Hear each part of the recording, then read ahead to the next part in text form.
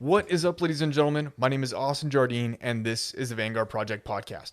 Welcome to the 1 year anniversary episode and an interview that I've been working on nearly from the start. I just want to say thank you to all of you for tuning in, for the feedback, for subscribing, and helping me shape this show into what it is today. I am truly, truly humbled and extremely appreciative of all of you, my friends, my family, my sponsors, and everyone in between helping me get connected and push forward and turn this into what it is today. But as we get into today's episode, for those of you maybe joining for the first time, welcome to the party. The goal of my podcast is, or this podcast is best summed up as growth through story and strength through community. Where my goal is to focus on telling folks stories, sitting down with them in hopes of sharing in their lessons learned, how they got to where they're at, and some of the tidbits that they've learned along the way to hopefully get you connected, excited about something, maybe provide you to something to chew on throughout the week, or maybe get you involved in a new community. So in order to do this, I do my best to let the interviewee tell their story and hopefully ask some deeper questions again to gain clarification and understanding to hopefully, like I said, give you something to chew on throughout the week. That is to say, the show is ultimately not about me, rather than but acting kind of as that sounding board for those on the other end of the mic. So with all that to say, 1 year of doing this, it's crazy. I was doing like 3 episodes a week there for a little while, so we're getting up there, pushing or getting close to 100. So I'm really excited to continue pushing forward. But I do want to give a huge shout out to today's show sponsor, and that would be Eberlestock. The boys at Eberlestocks are a remarkable crew. They've partnered with me in several adventures over the years, and honestly, I can't say enough good things about them, let alone the gear. Guys, thank you.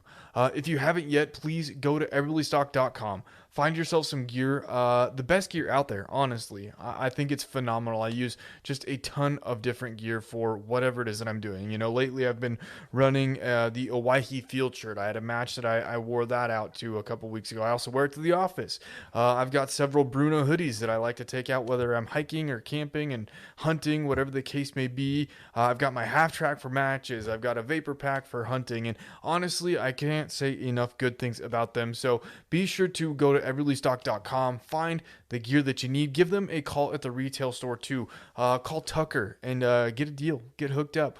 But you will be beyond happy with the quality and capability of the gear at Eberlestock, and honestly, joining in on the family, and it's well worth it. So without further ado, I'm going to stop talking. This is an awesome episode. I'm so excited. Jack, thank you again, and David for getting us connected, and Mike. But without further ado, let's roll an awesome episode with Mr. Jack Carr.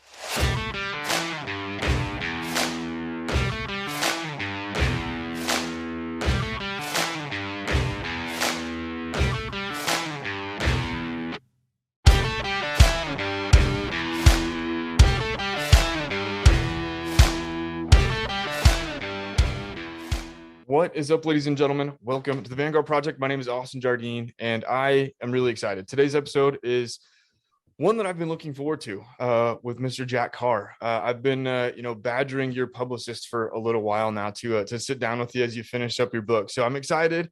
You know, you've got a lot of life experience, and you're doing some really fun stuff. I'm a big fan of your books, and soon to be a big fan of the Amazon series. So I'm super excited, but I don't want to steal your intro away, man. So if you don't mind, maybe just introducing yourself, kind of like as you normally would in whatever forum you're typically in, and I'll start asking questions and getting to know you a little bit. Yeah, no, sounds good. So 2 things I want to do with my life were serve my country, specifically as a SEAL, and then write thrillers. Because back when I was growing up, you couldn't just Google Navy SEAL and get a ton of information. You had to go to the library, had to do research. And back then, a lot of information that I got after I exhausted all the nonfiction sources, which were weren't very extensive back then. You could actually read everything really about special operations. Obviously, you can't do that today because you'll just read forever. But I started reading thrillers by guys like Tom Clancy and David Morrell and Nelson DeMille and AJ Quinnell and JC Pollock and Mark Olden, Louis L'Amour, later Stephen Hunter, and just was a fan of the genre and knew that after my time in the military, I'd write those same kind of thrillers that I was enjoying so much as a kid. Then later I'd find Daniel Silva as I got older when he started writing, and then Vince Flynn and Brad Thor, later Mark Graney. So I've just always wanted to do this. And so when it came time to transition out of the Navy and into the private sector, I knew exactly what I was going to do. My mission was taking care of my family and my passion was writing. So I put those two together and off we go to the races. So that's the background. That's pretty sweet. That seems like a pretty strong sense of direction. I mean, did you, maybe starting at the beginning, kind of like I was telling you, I like to do my best to help kind of drive the story of it. Why the Navy? Did you grow up in a Navy family? You said you always knew that you wanted to be a Navy SEAL. Was that just ingratiated in you from the beginning? Yeah, so I think it was just something that flowed through my veins from the earliest of ages. But my grandfather was killed in World War II. He was a fighter pilot, Corsair, which is the plane that had the gull wings that would fold up on aircraft carriers. There's a show on in the late 70s, early 80s called Black Sheep Squadron with Robert Conrad playing Pappy Boynton. And that was the same plane my grandfather flew. My grandfather was a Marine. And so I grew up with that show. It was a connection to him. Then I had his silk maps. They used to give aviators back then. They didn't use paper maps because if you hit the water, the paper obviously would disintegrate, but silk just got wet. So I had those maps. I had his wings. I had his medals, pictures of him and his squadron. So there was just this there was this innate desire, obligation to serve. I just knew that was my path, and I never wavered from it. I didn't know exactly what I was going to do until I was at the ripe old age of 7 when I found out. So as soon as I found out about SEALs, then my path was set, and went down to the library with my mom, did some research, found out about what SEALs were, frogmen, underwater demolition teams, and then that took me down the path into special operations. And then those books I talked about earlier that I started reading, probably about age 10 or so, I started reading the same books that my parents were reading. The protagonists back then usually had backgrounds in Vietnam, so they were either Marine snipers or Navy SEALs or Army Special Forces or CIA paramilitary guys, and that was the kind of the typical background for an 80s action hero. And so that's the background I wanted in real life one day. So I did everything I could to train physically, mentally for what was ahead, and I came to reading as a fan. So first and foremost, I'm a fan of the genre, which essentially made me a student of the genre growing up. So I didn't just wake up one day as I was getting ready to get out of the military and say, I think I'm going to give this writing thing a try. I had a whole lifetime of foundation built. And what I think was important about that is that I got to read those books back then. So right as they were written. So during that time frame, and I'm young, so I'm not looking at these books through the lens of someone who is overly cynical. There aren't so many filters in place, and I'm just enjoying them for what they are in the time in which they're written. So I don't have to look back 30 years and then try to put myself in 1985 when, like, why is someone looking for a payphone, or what is, all those sorts of things. So I got to enjoy them for what they were and what they are. And they've always been part of me. And just, I think what I recognized early on was the difference between something that was good and great was that what was great had heart. And that's something you really can't you can't really spell out how to give something heart. It either has it or it doesn't. And that's the magic that I'm trying to infuse into the pages and then give to other people. Yeah. So that's an interesting point because having heart, and you mentioned something about having kind of the sense of obligation, and I'm probably blending, what you're trying to put together in story form versus how you lived life a little bit. But how did you bring that sense of heart relative to obligation when it came to choosing the Navy and serving? I feel like that they're a little different. Those books that I read, whether it was a magazine article or a chapter in a book or a newspaper article, or back then when there was a couple VHS or Betamax tapes that you could order from the back of Soldier of Fortune magazine or Gung Ho magazine that showed some footage of SEALs in Vietnam, showed some training. And my takeaways from all that research that I did was, whether it's true or not, is that SEALs were some of the toughest special operators in the world, and the training was some of the hardest ever devised by a modern military. Yeah. So that was all the recruiting that I needed. And of course, wanted to test myself in that crucible of BUDS, SEAL training, Hell Week. And then, of course, what I thought we were going to do when we got to our first SEAL teams was zip off into the night and go save the world and come back in time for beers the next day. And that was not how it was in the late 90s. When you got to your SEAL team, you were a new guy and did new guy things. It wasn't until after September 11th that we really started to do what we thought we were going to do when we got to the SEAL teams. And after September 11th, it was really just off to the races. Yeah, yeah. So when you started with the SEAL teams, then, and I talked to Terry a couple months ago, and kind of got the lay of the land of how things work. When you started in the SEAL teams, was it everything that you had hoped it would be? As far as that sense of fulfillment, the drive. Kind of, did you feel like that all of the books and research that you had done, you felt like had the same type of heart that you were looking for? Well, I mean, no, I got to that SEAL team and we didn't go off and do those missions. We didn't have the golden Connex box open. We had gear that looked like someone had just gone through an REI catalog for the first time and picked whatever boots kind of they thought looked cool. So that part was interesting. We really hadn't been in sustained combat operations since Vietnam. We'd had flashpoints here and there, Grenada, Panama, Desert One, Mogadishu. But if you weren't in those places, then if you also weren't in Vietnam, then you really hadn't been in sustained combat operations. So very few people were really on the ground in Mogadishu, on the ground in Panama, on the ground in Grenada.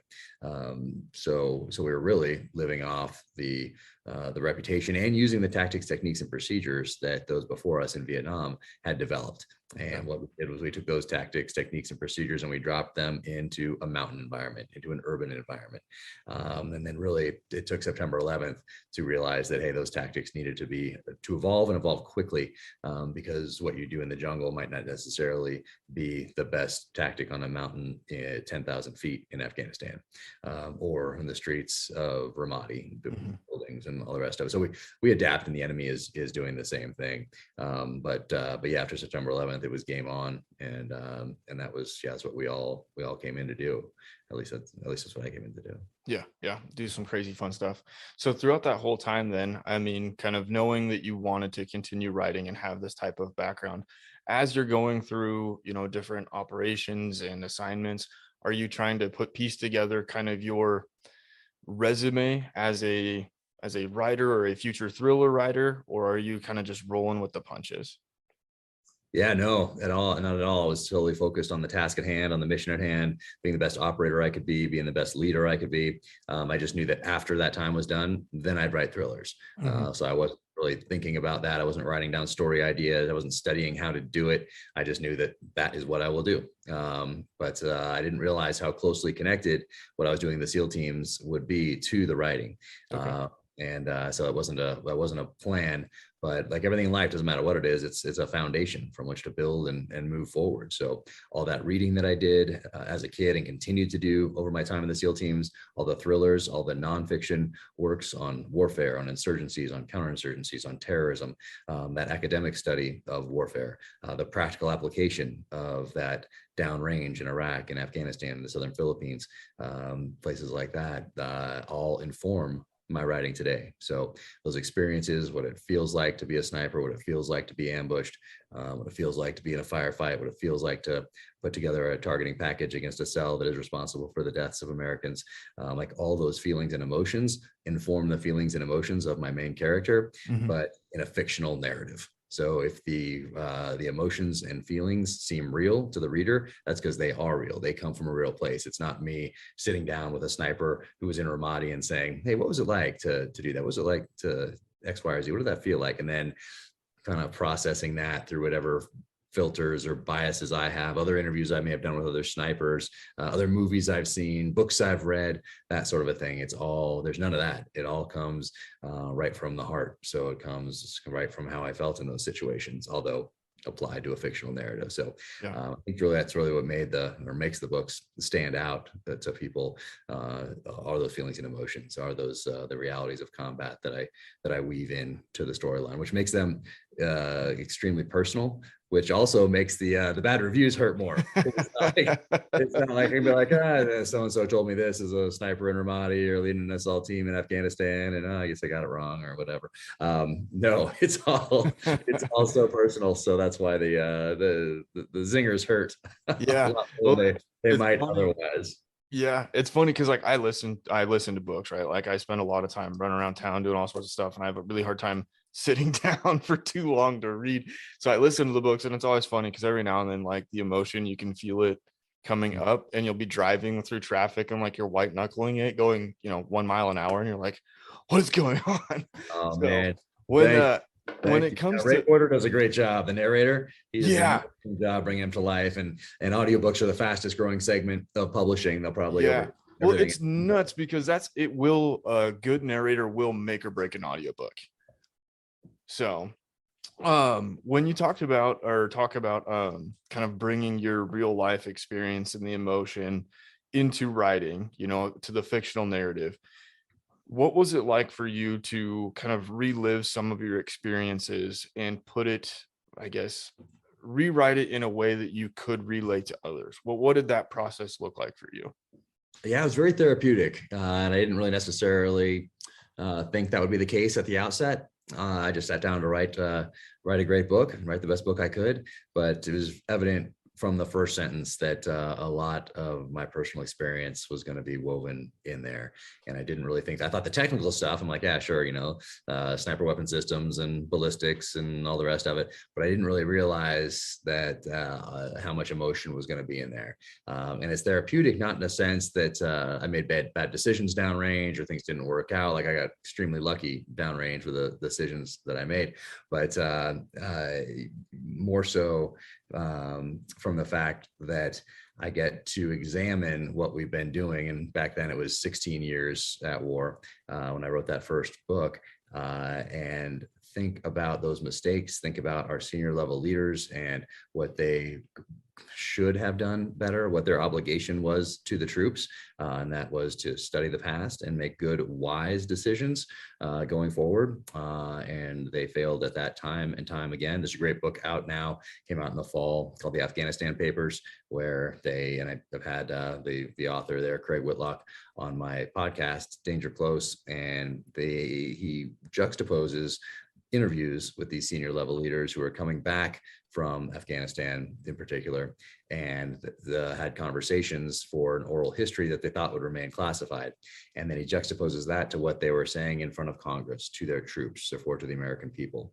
And what they were saying was 180 out from one another. So having served downrange and being part of that generation, obviously, I get to take people out in some pretty vicious ways that I get to hold them accountable through the medium of popular fiction rather than doing it for real. Because really what our senior level leaders have done is fail upward from the beginning. Very few people have been held accountable. One only comes to mind. I think it was 2009 for criticizing what was going on. And not even criticizing, I mean, it was very bland what he said. It was a general in charge of Afghanistan and said something like, hey, this isn't going very well.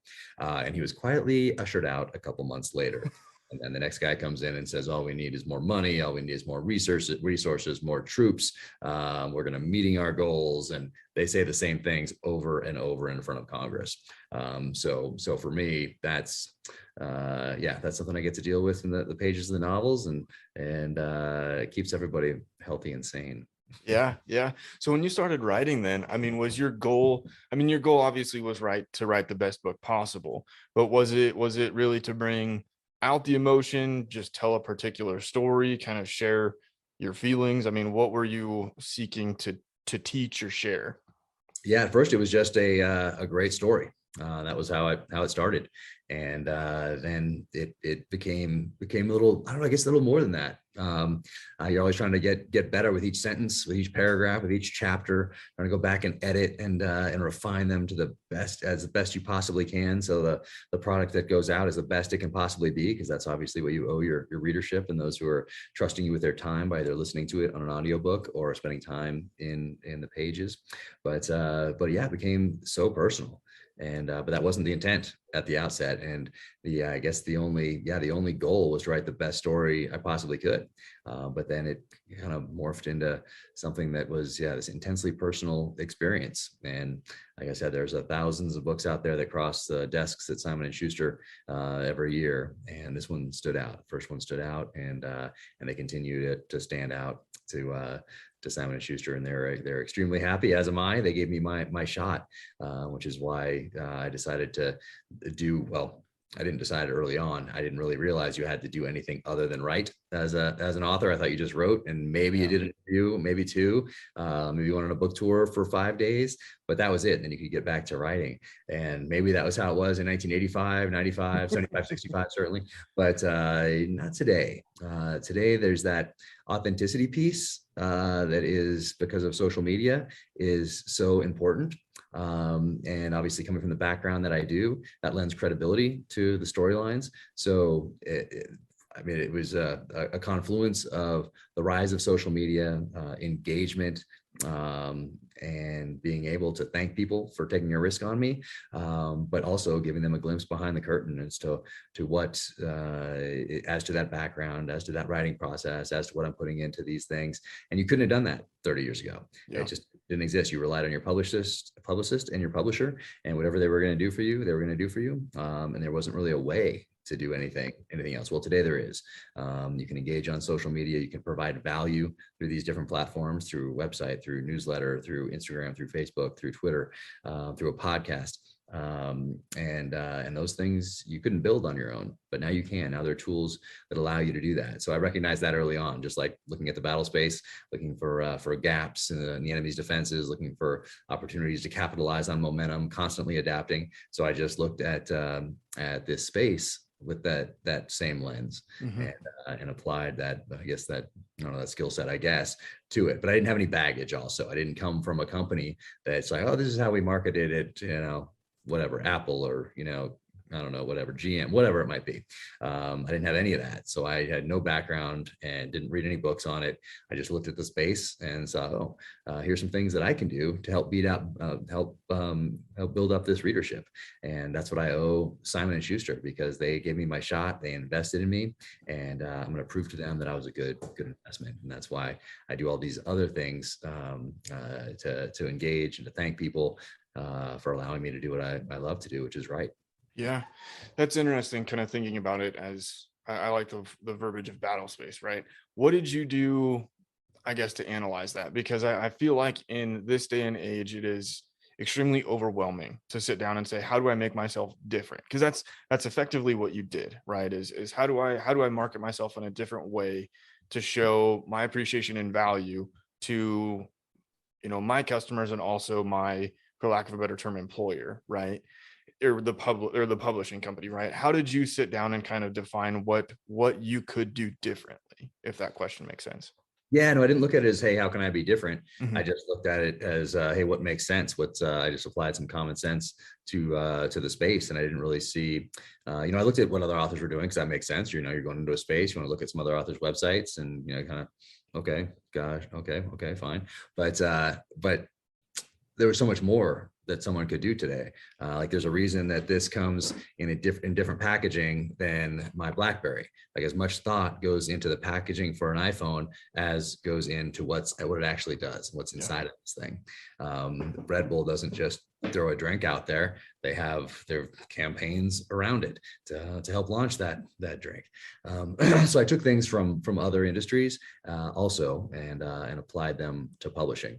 I noted that publishing has been around for a while, and a lot of times businesses that have been around for a while are slower to adapt to a changing landscape because it's working for them.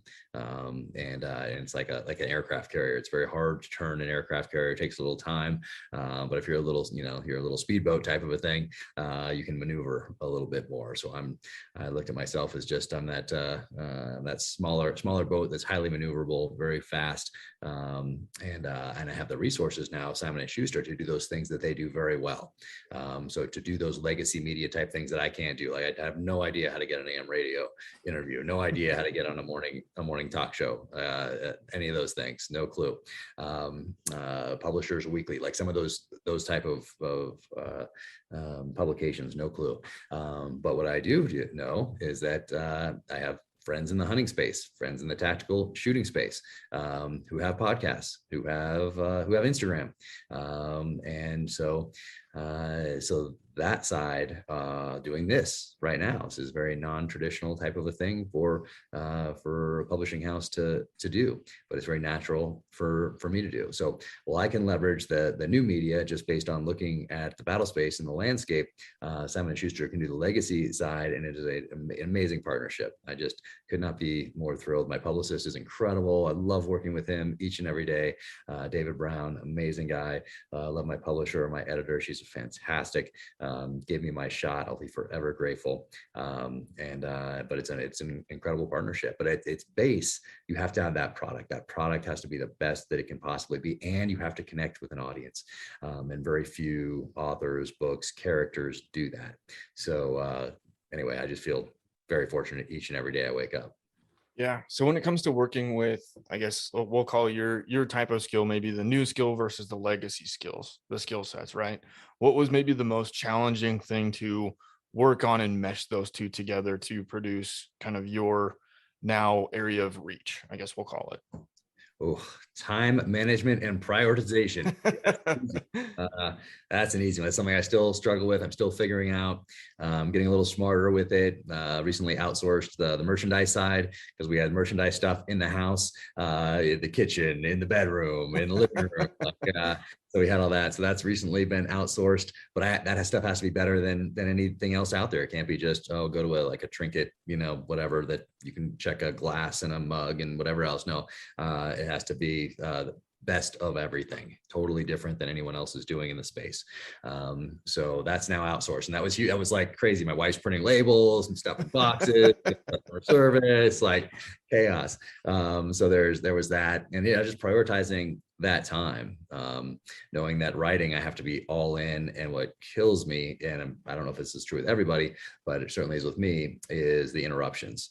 And so even if I'm writing, like now we have a new place that has a little more space, but even if I'm writing here and then I'm hungry and I go downstairs, or I want to grab a cup of coffee and I'm still thinking about that problem on the written page, and you get downstairs, well, guess what? If you're not physically typing, perhaps family members may think that you're not actually working, and that is not the case. So for this last book, I rented Airbnbs around town, and it was I found a great log cabin where everything was just right there. So it was just tiny little deck right there, a pile of wood outside I could chop and throw in the wood burning stove, a small sofa right there by the wood burning stove, just a little kitchen table, kitchen, bedroom, bathroom, like that's it. So everything was right there. Everything was so efficient. So I could just go without interruption and just go.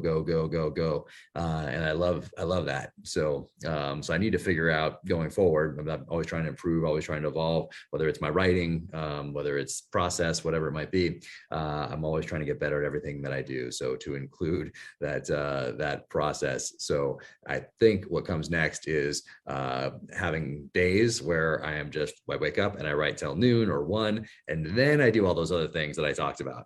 So really segmenting the day. So like the time that we're doing this, I would be writing. Yeah. Until this point, I feel like it's been a startup.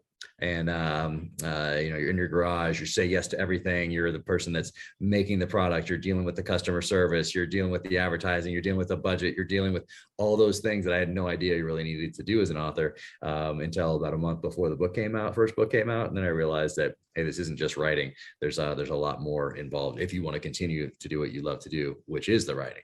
Yeah. You have to do all those other things that support it. So, but I love learning new things. So although I love the writing, I do enjoy learning new things and figuring out how to engage with people on the social platforms and all that. But it really all comes down to adding value, no matter what I'm doing to somebody's life. So whether it's a post on Instagram or a blog on the website, guest on the podcast, I want to add value to people's day with all of that, because you're not going to get that time back. Yeah. That's one thing that I thoroughly enjoy, right? Is when you come across people that are more of the give mentality, right? Because something that I'm a big advocate for, right, is one, you don't have a whole heck of a lot of time. And at the end of the day, literally all you have left to look back on is the life you lived and the stories you have, right? So, but I can appreciate that. So when you're talking about your process, like I'm a big process person. Like everything has a place. It goes back in the place at the end of the day. I do my same routine. Is it hard for you to kind of put together this process to create space to write? I mean, you mentioned having to find Airbnbs. How long did it take for you to like develop the routine, I guess, or I'm still in the still developing, process? still Yeah. developing it. I was working in the library for a while because you could not rent, but you just kind of sign up for these study rooms at the local library and go in there. But if there's people waiting, then you have a 2 hour limit. So I'd often get bumped out for like a kid working on a high school history project. So it's really just about having that quiet, uninterrupted time. And but not everybody's like that. Malcolm Gladwell, I know he kind of came up in the time when in a newsroom it was very loud, and so he likes that background noise. So I've read that he likes to go to coffee houses in New York, and he likes to have that background as he's typing away and working. I don't. I like to just be alone. I don't need a great view, anything like that. I can have just a blank wall in front of me. That's fine. But it's just that quiet, uninterrupted time. So I'm still working on the process, but when it comes down to developing the stories, that's remained the same from the beginning. And I didn't read how to do it anywhere. I just did what came naturally, which was to come up with like a 1 page executive summary. And at first I came up with about 6, 7, 8, 9 different ones and wrote them all down, whether they were 2 paragraphs or 4, just something that would be like reading the back of a book jacket, and will get you interested in it. So do I want to spend the next year of my life working on this? Is this 1 page executive summary, these 2 paragraphs, enough to get me excited about devoting a year? And at the time, I didn't know how long it was going to take. Now it's a year, but then it was like the year, 2 years, however long it's going to take. I had no idea how long it would take to write a novel. But now it's a year because I'm on a deadline. But I started the same way. I have that 1 page executive summary. I have a title because I don't like the to be thinking as I'm working, oh man, I better think of a good title for this, or oh, the other titles have been so good, I got to really think of something. I don't like to waste that bandwidth on that. So I like to have that 1 page executive summary, have that title, and have a theme. And each book has had a specific theme to it to keep me on track. And that first one was Revenge Without Constraint. The next one, True Believer, was Violent Redemption. The third one was The Dark Side of Man through the dynamic of Hunter and Hunted. The last one, The Devil's Hand, was looking at the United States through the enemy's eyes. What have they learned from our time on the ground in Iraq and Afghanistan? And then as I was writing it, our reaction to COVID, reaction to a summer of civil unrest, a very contentious election cycle, political season that continues today. What are they learning from those things? They're not just letting them pass. They're taking specific lessons and applying them to future battle plans, figuring out how to exploit these different weaknesses. So that was the fourth one. And then this one right here, In the Blood, that comes out on May 17th. This one really is a sniper-centric novel of violent redemption. And I always wanted to write that sniper-centric novel, but not have it devolve into that thing that we've seen time and time again in movies and in other books, which is like 2 snipers looking for each other, hillside to hillside, and then they see each other at the last second, and then they fire almost at the same time, or goes through the scope into the eye, like that sort of a thing. I wanted to avoid that. And so that was a challenge, trying to figure out how to avoid something that I love. I love that sniper on sniper engagement. So how do you do a sniper on sniper engagement, write a sniper-centric novel with my background, but not fall into that trope? So that was exciting for me, and I'm super fired up how it turned out.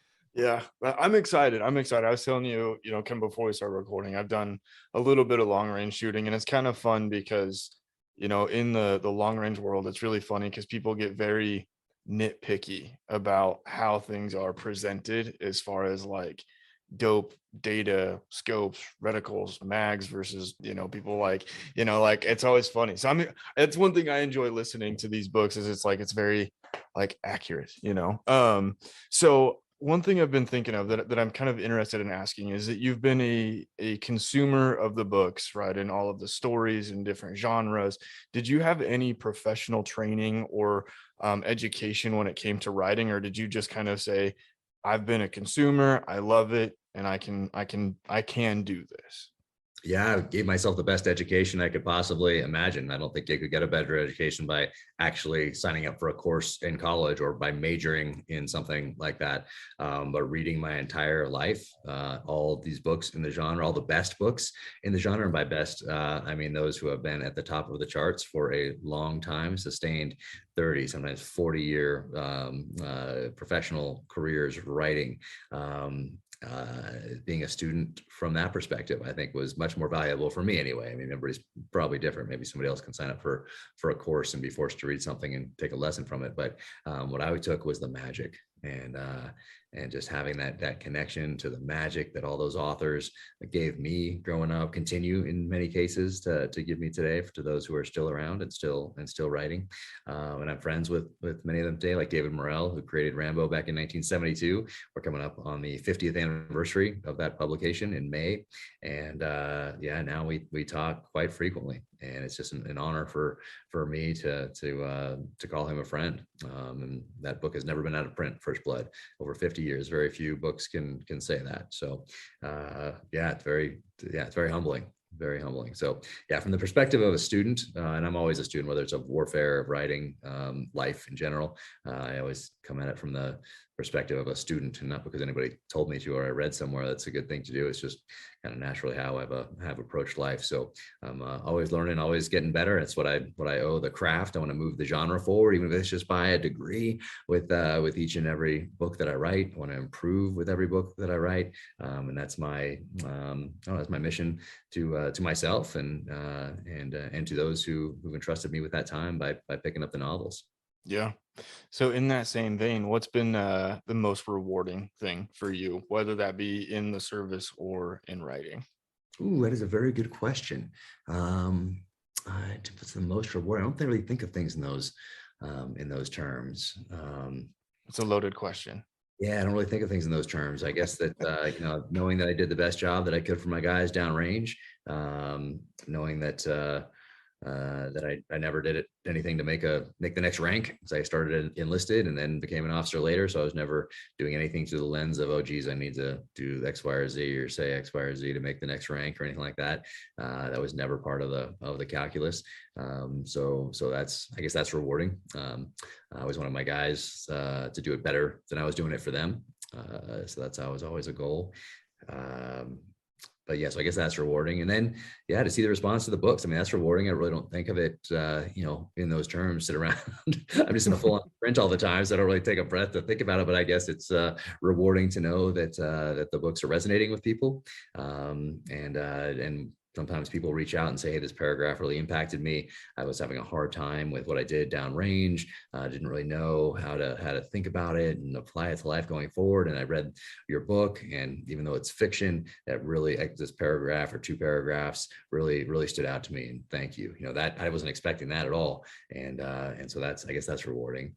But once again, I don't really think of things in terms of rewards or anything like that. I just want to do the best job I can.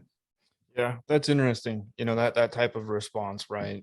And I can see that, kind of having talked to a lot of folks about kind of their experiences and life stories, right? And being able to approach something a little different, given that you've impacted folks, and helping them, apply some of the lessons that you've learned and kind of move past some of their own experiences, right?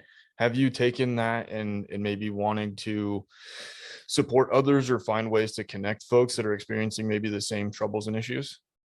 I mean, I connect people just naturally. So that's always fun to do, I guess. Or I guess there's something that's rewarding. I guess I never thought of it like that. It's just something natural to do. You want to help good people. Yeah. So yeah, always doing that. We do a lot to give back. That's for sure. And I guess that's rewarding, though. Once again, I don't think of it in those so yeah, just like everybody else, just trying to do the best I can. Better every day, right? earn your trident every day is what we said in the teams. Okay. So In the Blood comes out May 17th. That's right.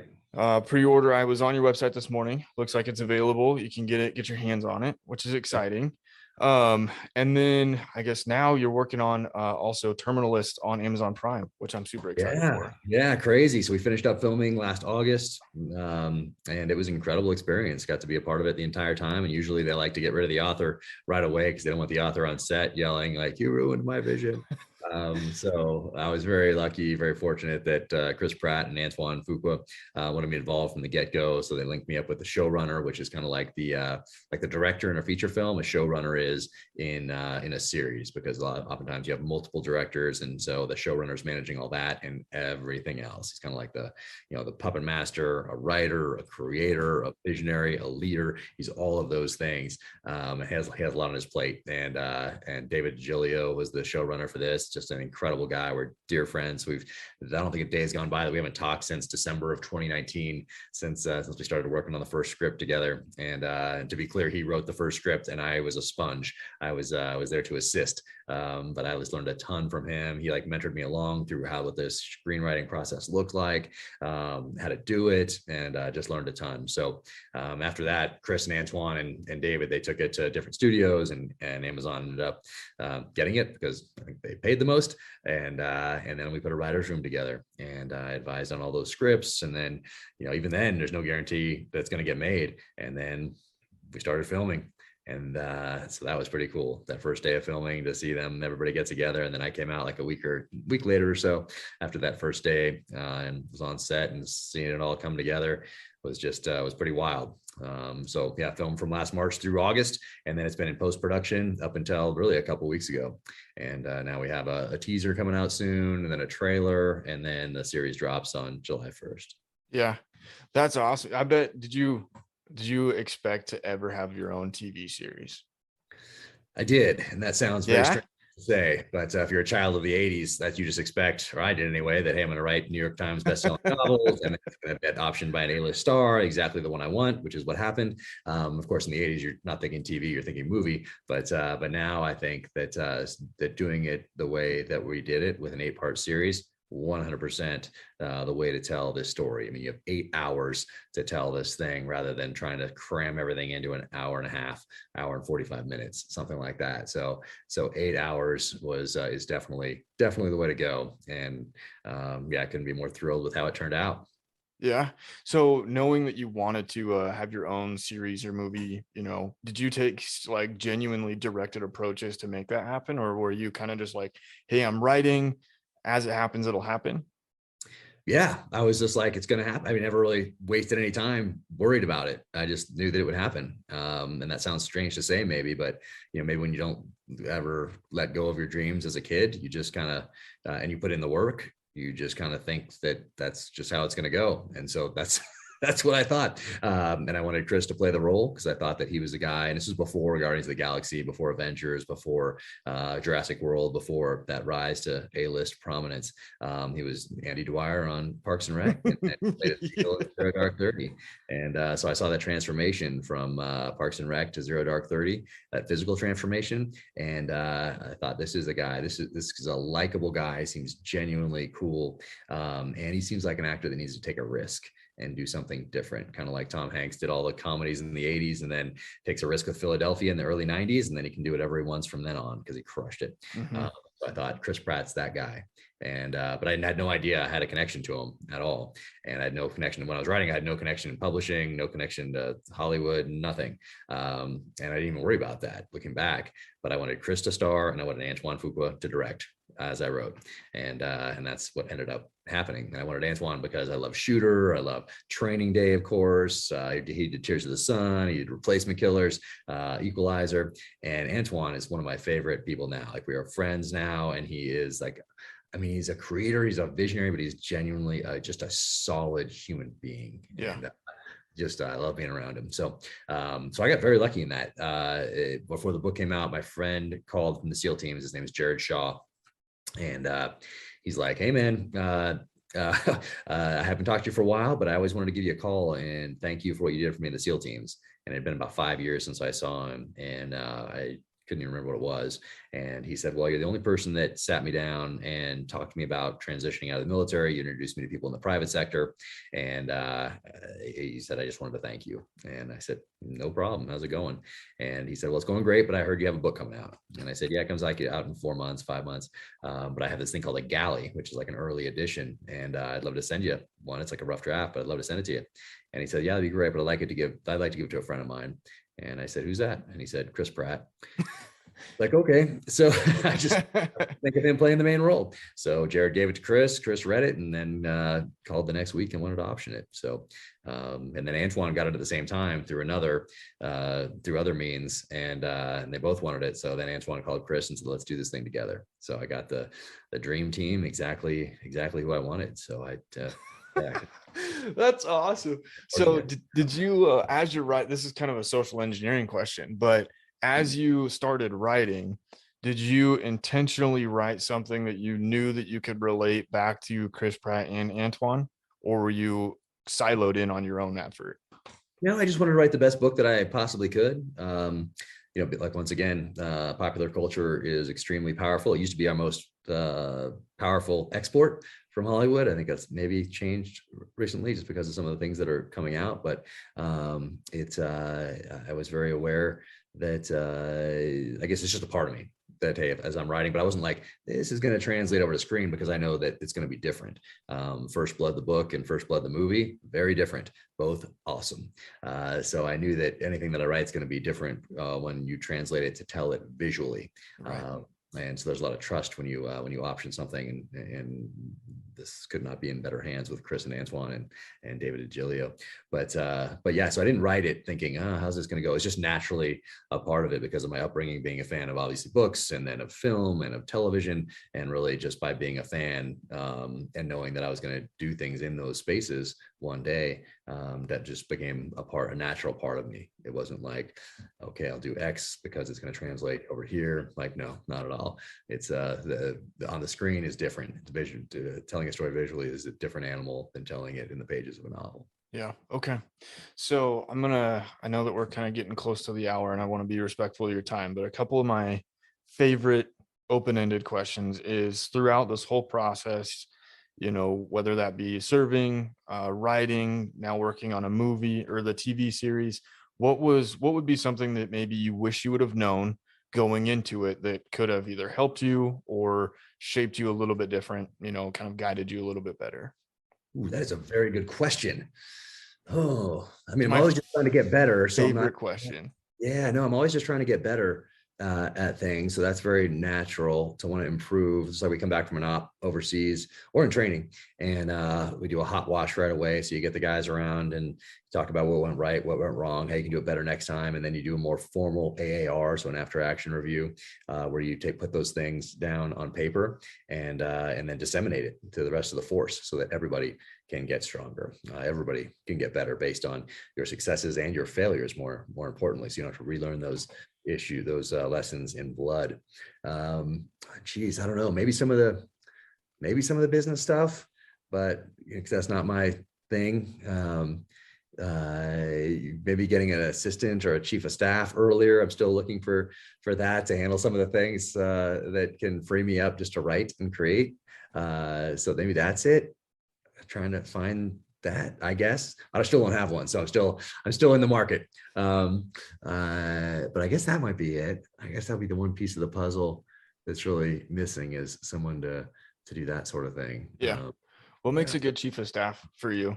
That is a good question. I don't know. But I see like my buddy Evan Hafer at Black Rifle Coffee. Like, he has an amazing guy that helps him with essentially be more efficient and allows him to do what he does best.